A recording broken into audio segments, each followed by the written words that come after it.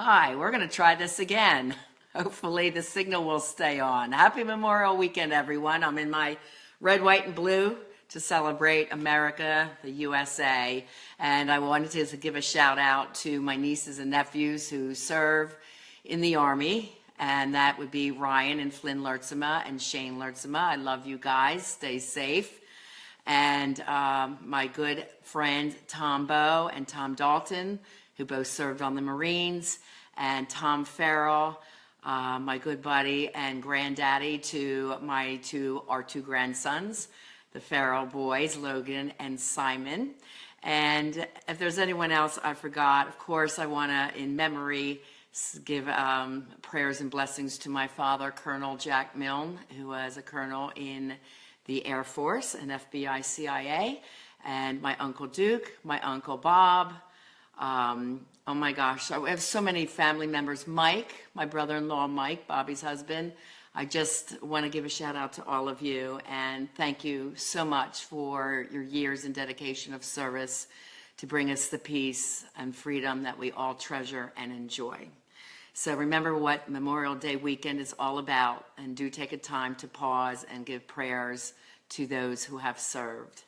Thank you on that. So let's get to our topic this evening. I am Riana Milne. I'm your certified life, love, relationship coach, and this is Real Talk on Relationships with Riana. So I am the one that teaches you how to be and attract an emotionally healthy, evolved partner for the relationship of your dreams and to create a life you're passionate about and to have that love that you deserve. Just briefly, I'm a licensed mental health counselor, certified addictions professional, best-selling author. I have a couple of books in Barnes & Noble, and also just completed with a cast of fabulous people, Radical Dating, Finding Lasting Love, Over 40, which I hear will be out for September release. So we are getting closer to the announcement, and I'm getting very excited. So follow the journey of 5 clients. My incredible client, Scott, is with his partner now 6 months. Yeah. So Scott and I as a team did really, really well. Of course, there's other experts, and you'll see that on the show. There's a lot of people educating and helping our clients to find love. But I'm so happy for Scott. So that's who I am. And my company is Therapy by the Sea, located in Delray Beach, Florida. However, I do coach worldwide, singles looking for love and couples looking to fix love. So tonight's topic is one I'm like so totally passionate about, and I swear to God, I can't go anywhere without blatantly seeing and meeting people that have what we call ACE, ACE, adverse childhood events into their life or childhood imprinting. And I wanted to talk tonight about energy vampires, because these are folks that tend to have many aces in their life. And I have talked about this on Facebook before, but I will mention those for my newer listeners. And if you're on the line, please let me know, because my signal was weak. Just let me know you're there, so I'm not just talking to air tonight. I'm hoping some people are online. I know it's a holiday night, but I wanted to come on for you all. So energy vampires, and the title is, making sure they don't steal your light. And this is, when you're ever feeling completely drained, depleted from energy, and just exhausted around a particular person, this is what we would call an energy vampire. They feed off your emotional energy. That's simply the best way to describe it. And these people usually lack empathy. They don't have a lot of sensitivity, and they have high emotional immaturity. And this is a result of their pain and insecurities that they feel inside, because energy vampires are addicted to preying on your light, your energy, your good vibes about yourself, about life, in an attempt to heal their own inner suffering. So an energy vampire could be anyone, a friend, a family member, a child, a work colleague, an acquaintance even that keeps showing up in your life, or most often a romantic partner. If you're a highly empathetic type of person and you're caring and loving and giving, it's very possible that you are constantly attracting energy vampires into your life. And I was one of those. Unfortunately, I have a high level of compassion because I am a therapist and a coach, and I really care for people in pain, and I want to see them transform their lives. That's what I do. That is my passion for living. And there's times where, I have chronic fatigue syndrome that I got, and I was finally diagnosed at 36 years old. Most people who know me would never know that, but I'm very much into holistic health, where I'm taking vitamins, I eat very healthy, I meditate, I exercise. I make sure I have my good dose of fun, love to dance, explore the world. So I try to keep a very balanced life. But whenever I tend to meet someone who becomes overly needy and dependent on my energy, it just totally zaps me out. And that's when I knew I was diagnosed at 36 with chronic fatigue syndrome. So anyone that's feeling that, it's good to get your blood levels tested. It's called Epstein-Barr virus. It kind of lays latent in your body unless you're under stress. And then you have like flu-like symptoms. So it's really kind of a drag if you're not taking care of yourself. If you're in a peaceful state, it's rarely there. It's only when people start aggravating you and taking your energy from you that you start feeling very sick and exhausted. So it's really important for people like me that have that high compassion factor to set boundaries. Vampires are very attractive because they unconsciously desire to resolve a deeper problem within their own psyche, and they perceive you as a solution to their problems. So, dating a coach is difficult sometimes because they just keep wanting me to teach them if they're upset over things. So it's very easy to feel resentful towards the energy vampires because they haven't developed their capacity to deal with their issues on their own. Yes, we have compassion, but they tend to still prey on others and your energy because of this constant pain that they're in. But it's important to remember you are not responsible for resolving their issues. They are responsible for sorting out their own problems and issues, and you have to say no to make sure that they do that on their own. Very often an energy vampire leaves us feeling so drained and exhausted, we're incapable of sometimes taking care of ourselves. But you have to know what's going on. You have to be very educated. You have to be very in tune with your body and what it's telling you, and respect when you need sleep, healthier food, starting to exercise. There's a whole battery of holistic things that I help my clients with that have been exposed to somebody who's zapping their light. These clients will say to me often, I don't remember who I am anymore. I've lost myself. I lost my zest for life. I've just lost my energy. I used to just laugh so easily. Now I'm just depressed or anxious or too tired to even react. That's some of the things that I hear. That chronic fatigue, depression, anxiety, being irritable and angry very quickly at the drop of a hat. These are all signs and symptoms of someone who is living with an energy vampire.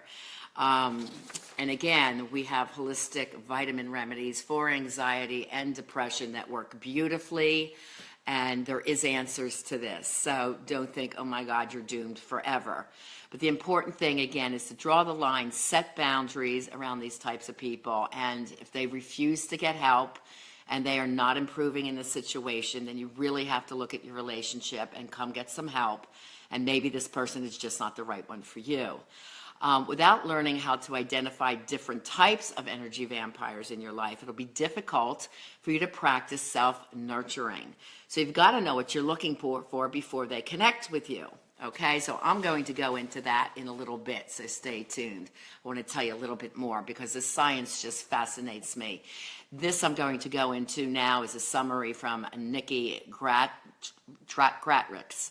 She's a phenomenal abundance energy expert. I definitely want to do a podcast with her because she does biological research and science research on the ACEs and how they affect your biology. Remember, ACEs, adverse childhood experiences.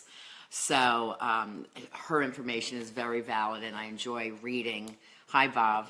I really do enjoy reading her information because she's phenomenal.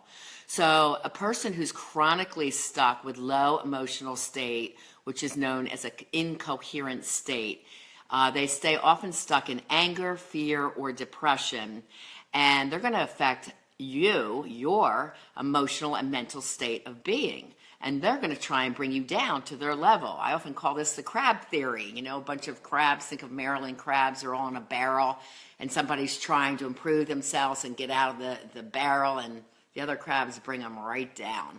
So this is kind of just picture that's what they do. You know, a lot of times their partner becomes more successful, or they're trying to go to a next level, and they'll do anything to try and bring you down. So when someone is stuck in this chronic incoherent state because of, you know, they take the light and energy from you, and then they're just trying to raise their own energy vibrations and energy levels, which is then ends up just stealing your life force. You just totally feel this state of exhaustion. So, and biologically, research has showed that people's life actually ends a lot sooner if you are living with someone who is an energy vampire. And so stealing their life force is really not a joke. This is absolutely true and proven in biology and science. Love and positive emotional well-being, on the other hand, that's loving and positive, is life force energy that makes you feel fantastic, younger, energizes. Everybody remembers what it feels like to fall in love. It's an incredible feeling, and that definitely does feed your energy reserves. But the energy vampire sucks it right out of you. Research from the Institute of Heart Math found that emotional states do synchronize when you live with somebody. So you're exchanging brain energy and heart energy. So even when communication is nonverbal, you tend to sync up. So if one person is really focused with their meditation, living positive and living in the light, and one person's like always negative or complaining or blaming due to their adverse childhood experiences, they lose jobs, they don't have money, it's one problem after another, then this can bring that person with high energy to a super low level. So it's called the science of psychoneuroimmunology, and which is short for PNI. And it's the mind-body research that this author does, Nikki Gratrix. And this mind-body research shows a strong correlation between healthy, close personal relationships and immune function. So, what's that mean? So, if you're in social isolation or you lack social integration with groups, you're not going out with groups, you don't have this interpersonal positive reinforcement, and instead you have someone that you're in constant conflict with all the time, then there's no outlet to your happiness, to find happiness. And usually the energy vampire is a very dependent person. They want you, they need you, they have abandonment issues. There's a whole list of things I'm going to tell you in just a second that they have. So stay tuned. This stuff is so amazing. So this directly affects your health and well-being and energy levels. So learning to deal with difficult people and their personality traits is absolutely critical to your well-being. This is basically a lot of the education that I teach as a coach in my 6-month programs. So if you want to have supercharged energy and well-being, you need to clean up those energy and vampires that are lurking around your life, and make sure you connect with very positive people. There's that old saying, the top 5 people that you hang with should be successful and positive people, because it will really boost your success levels and your positivity levels as well. So how does someone become an energy vampire? When they feel the need, and this is unconscious again, to steal energy from others, it's because they are depleted themselves. And that's because of emotional trauma from the past, when someone stole the energy out of them. And the sad thing is, this usually happens when they're children and they, again, don't know what's going on. Their normal is not normal. It's very toxic. And to briefly go over, I always said 9 traumas, but there's so much more research So I say a 10th one now, but there's actually like 16. But to be briefer, I will briefly tell you the 10.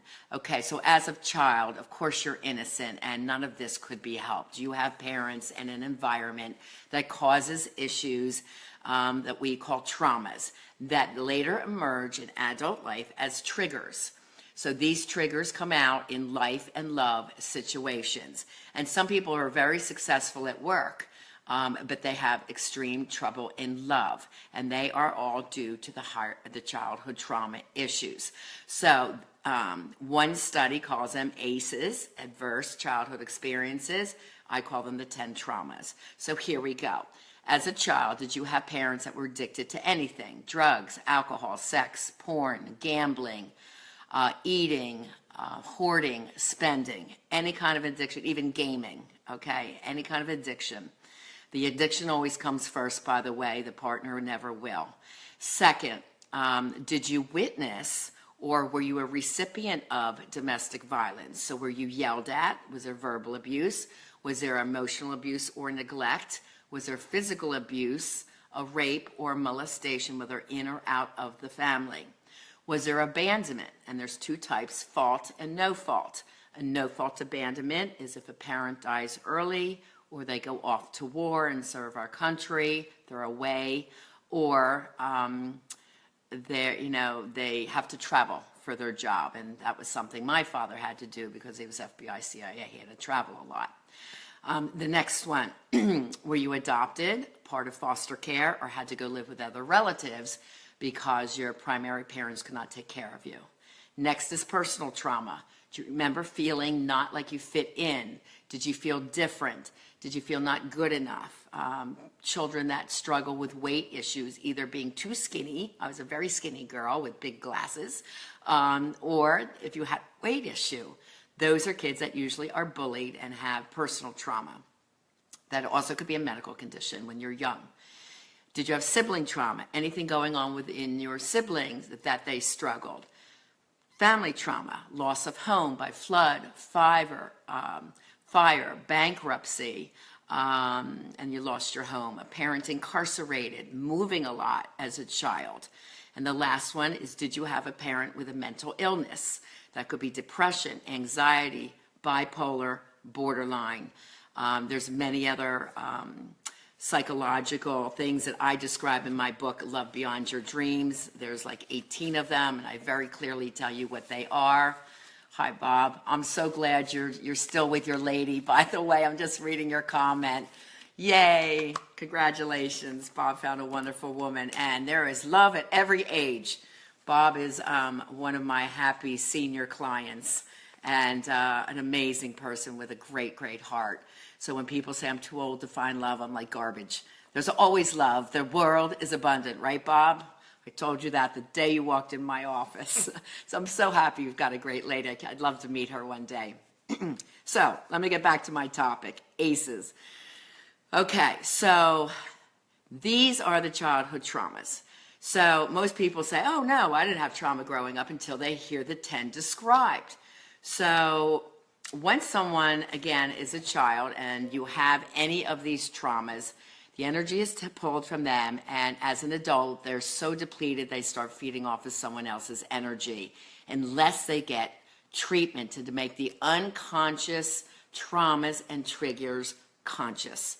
And that's exactly what I do in coaching. It takes 6 months. It's kind of like a mental deprogramming to make the negative belief system a positive belief system. And I'm telling you, it absolutely works for my people that had childhood trauma. And it's such an amazing transformation. I get so excited to watch them in the process. And I do describe it like a rainbow. They're starting at the left side of the learning curve, and as soon as they get the information, I have a 200-page notebook, and then they read my books, and as we have talk, coaching, and I do coach, again, around the world with Skype or in my office in Delray, but you learn the information, then you slip, and then you learn, then you slip. So it takes a while to get over that rainbow, over that curve, but man, once you get this stuff, you totally recognize it very quickly. And it's funny, I was out last night at a comedy club with my good buddy Crystal. I love comedy, so I go there often. And shout out to the Improv that decided to give me some free tickets this weekend. That was really cool. And Crystal and I had a blast, and we met some really nice people. So the comedian, I'm not going to say the name, he was awesome. But he talked about his childhood, and I'm sitting there, I'm like counting on my fingers, and I said, Crystal, he's got every one. And the score from 1 to 10, with 10 being most severe, he had a lot of severe.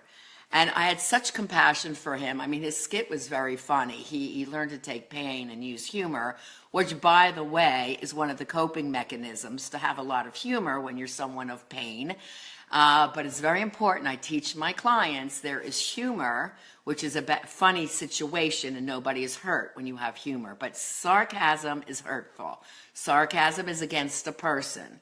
So don't be sarcastic. It is not funny. Use humor, which is about a situation. So it's obvious that humor is one of his coping mechanisms. And sometimes kids become funny to make friends or to get out of a bullying situation. So it's actually a coping mechanism that they use as children, and there's many, many of them, which I would explain to my clients what they are, and we see what theirs were, and then how that is coming out as toxic. So for example, someone that used sarcasm to get laughs and be popular as a kid might be sarcastic to their partner, and their partner keeps saying, this isn't funny. You're cutting me up. I'm not laughing. Oh, come on. Don't you have a sense of humor? This is what they would normally say. And because that they got, satisfaction from humor, but it's hurtful. So it is not funny. But that's just one example. So this poor comedian had a brother that committed suicide, sibling trauma, a father that shot heroin and ended up abandoning the family. Okay, so addiction and abandonment, which there was massive verbal fighting before he ended up leaving the family. And he had a mental health disorder. He was schizophrenic. So the kids had to deal with this schizophrenic father that was talking to animals like that, birds and squirrels, and like that was just normal. What else? I mean, his mom had to work 2 jobs, so there's a lot of abandonment. They moved 4 times in 1 school year. That's the family trauma, moving. There was some poverty, which made him get involved with the juvenile justice system. So there's the incarceration piece. The school he ended up going to, he felt very different. He was one of 4 Caucasian students in a black school, so he was bullied by the biggest, baddest guy there. So there's the bullying, personal trauma. What else? And I'm just like counting. I'm like, oh my gosh, this poor guy. And, when I left, I told him he did a fabulous skit. I said, by the way, here's my card. I work with those with childhood trauma. He goes, you're kidding me. And I said, no, if you need me, call me. So, you can just pick it out now so easily once you really get the knowledge of ACEs and how this can affect your life. And he was talking about some situations with he and his wife. And I'm like, yeah, that's typical. He thought he was using humor at a couple's date, and she said in the car, you really embarrassed me. So I'm like, oh my God, it's like textbook, I'm telling you. All right, so what are some of the other coping mechanisms? Lying, again, because if a child was going to get beaten by a very strict father, he learned to lie well to protect himself and then becomes an expert liar as an adult. Someone that was not very well attached or loved to a mother could become what we call a mother hater, or someone that always seeks female attention. They can become controlling. Now, this is an interesting one. Children that feel that they lack a lot of control as a child, like they never know what's going to happen. They're scared to go home. Is dad going to be in a bad mood? Am I going to get beat tonight? Or is it going to be fun? Like, you never know what you're going to get. So ongoing anxiety is typical for these adults. And they often choose jobs where they feel a sense of high control. So police officers, and that's why I see a lot of police officers in my office, both in Jersey and down here in Delray. So police officers, firefighters, or soldiers, anything where they feel like a hero and respected, because as children they just didn't get that, which is sad. But they're very attracted to these high-power hero-type jobs. And then a lot of women tend to do people-pleasing, where they overly do for people at their own detriment, to their own exhaustion, trying to make everybody happy and always saying yes to volunteerism, and then they just totally burn out and they have no time to themselves. And this is done when you're always trying to please a difficult parent. So this stuff is just so fascinating to me, and this is what I specialize in. So if there's any of you suffering out there, just know I do a free life and love coaching strategy session. You just go to my website, rianamilne.com. There's a pop-up there. Sign up. I'll get your email. Don't pick a time, because by the time I read it, I already have somebody in the slots usually. But I will confirm a time with you. We'll get it worked out. If you're not in Delray, you can come to my office if you're in Delray area. If you're worldwide, we connect by Skype. And I do like to see my client because it helps me to relate to your emotional well-being. So I always like to do my sessions on Skype. But do reach out to me if you need help. It's really, really important. Let me go into if you feel that your energy vampire, if you're living with one, these are some of the behaviors that they show.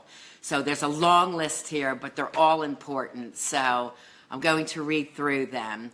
And again, if you want this education, this is exactly what I do. But just for tonight, I'll read a little bit more quickly. There's definitely brain fog in the one whose energy is zapped. So lack of clarity, some confusion. They're so exhausted that there's brain fog. Tiredness, of course. They are chipped away at their self-esteem, so their confidence levels lower. Because remember the crab theory. The one that's hurting wants you to enjoy the pain with them. So they don't like the confident partner. They try to bring you down. Will do anything to try and bring you down, ruin your reputation, hurt you, put you into self-doubt. They feel bad about themselves. There's shame. There's guilt. They're usually addicted to winning. This is the gambler that wants to win, or they're high in competition. They want to keep competing.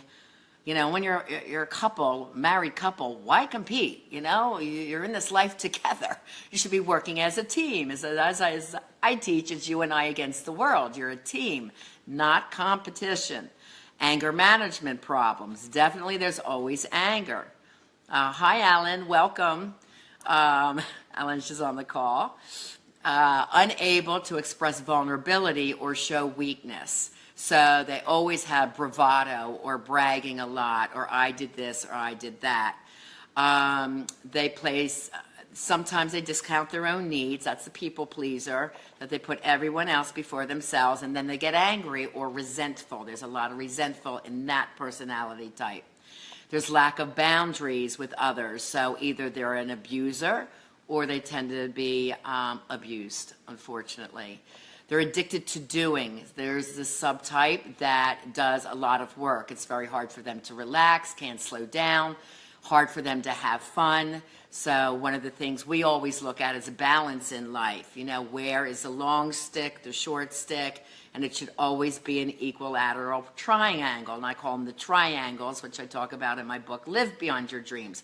Oh, by the way, guys, you can get free chapters, like the first 50 pages of my books on my website too. Just click the button and they download. So we talk about balance in life. It's really important. So you make sure you have good boundaries, you're not people pleasing, you're not overdoing, but you're still generous of heart and spirit. These people often have low self-worth, never feeling good enough, and that's why they often seek attention from the opposite sex. They tend to be flirts, always wanting that admiration, lack trust and sense of safety in the world. So that can be male or female. Some are more male and some are more female dominant, but that one I see in both men and women. They can be depressed or not inspired, not have a purpose about life. So we definitely make sure we identify and plan and make goals for your purpose. They can be very dependent, extremely needy, and they often can be depressed. And then you'll see them on antidepressants. But we do holistic remedies, and most, if not all my people are not on psychotropics. They can come in my door on psychotropics, but they usually end up not needing it. Feeling very lonely, and they can isolate if they're not feeling good enough about dating. They're afraid to get out there. This is where I work with a single client to make sure we do everything to make sure their life and themselves feel fantastic first. Then we get you out to date. So I'm not going to send you out there to where we know you're ready. Self-loathing and a ton of self-criticism. If there's any addictions, of course, I name them all. And if there's an addiction in your partner's life, keep in mind that addiction will always come first. They're going to lie about it, normally cheat, do it behind your back, say they didn't do it and they did. It's like, it becomes exhausting, a lying circle. Compulsive, self-destructive, or controlling behavior. Again, I told you they tend to control because they didn't have control as children. Some people are addicted to foods and the processed and refined foods, a lot of sugars or carbs, and they're definitely addicted to drama, and we call that histrionic. And you've heard of the drama queen, but there are drama queens out there, or kings too, believe me. I've seen them more than I'd like to tell you. So those are the ones always seeking attention from others, and everything's always a big deal when it doesn't have to be a big deal. And they say the statistics are so high now that there's so many people with trauma that sometimes we all could be energy vampires. So when you learn a holistic, balanced life, you monitor it for yourself and your loved ones, and you make sure that you're not too dependent, not too independent, to controlling and all of that. So don't assume you haven't been touched by trauma. The numbers are like 89% now of people have in some way. The severity levels are 1 to 10, with 10 being a higher severity level. So again, it depends how they show up. In my module 1, I have a ton of assessments, and this is where I see what your ACEs are and how they are coming out in your adult life and love relationships, and then we go from there. So the great news about this is we make the unconscious conscious, and there is definitely an answer when we get you to the end of the rainbow that you feel amazing about your life. And once you have this education, it's with you forever. And that's why it's such an incredible program to think about if you're suffering with this. So the first step is be aware of the ways that energy stealing occurs in your life on a daily basis, and just make note of it.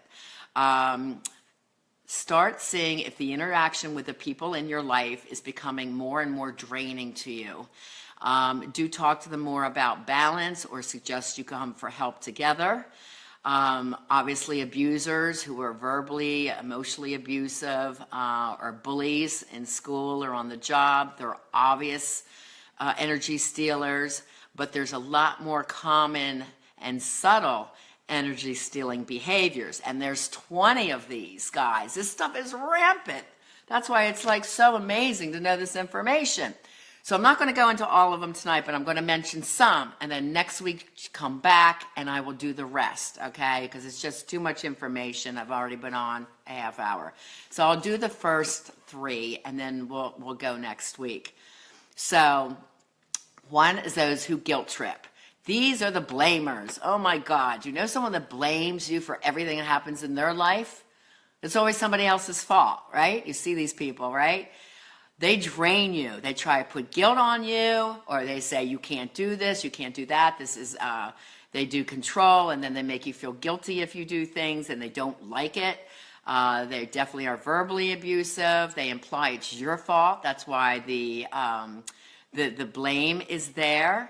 And they think what you do is negative. So these circumstances, they just keep blaming you. That's the key word, blame. And then why does this come? It's because they were blamed as children by their parents. Second one is chronic complainers. These people wear us out. Now, I get paid for a living to listen to people complain. So I get it. And I don't bring my work home with me. I really do treasure my clients because every session we see progress. So, I want them to share with me. So get yourself a great therapist or a life coach to complain to. Don't keep being, telling your friends all your problems or your woes.